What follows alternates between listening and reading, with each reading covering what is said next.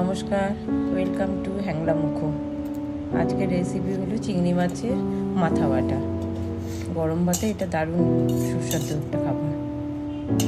কড়াইটা প্রথমে গরম করে দুটো শুকনো লঙ্কা দিয়ে একটু ভাজা ভাজা হবে কালো করে। তারপরে মাথাগুলো আগেই পরিষ্কার করে রেখেছি, সেগুলো দিয়ে শুকনো খোলায় ভালো করে নাড়াচাড়া দিতে হবে। একটু ভাজা ভাজা হবে, ভালো করে ভাজা ভাজা হবে, কম ফ্লেমে বারবার নাড়াতে হবে। বেশ কালারটা লালচে হয়ে আসবে, কালারটা চেঞ্জ হওয়া শুরু হয়েছে।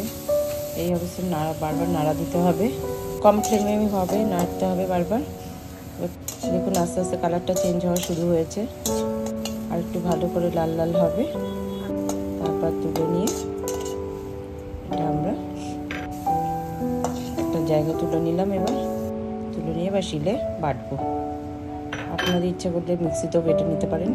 আর অল্প একটু আদা দেবো, সাথে নুন দেবো পরিমাণ মতো, দিয়ে আদাটা থেতো করে নিয়ে একসাথে এবার সব কিছু ভালো করে বেটে নিতে হবে, মিহি করে বাটতে হবে।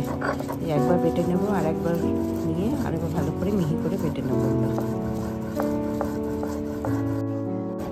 দেখুন বাটা মোটামুটি হয়ে গেছে।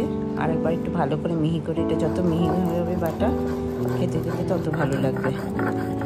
ভালো করে বেটে নিচ্ছি, বেটে নিয়ে এবার এটা একটা বাটিতে তুলে নেব।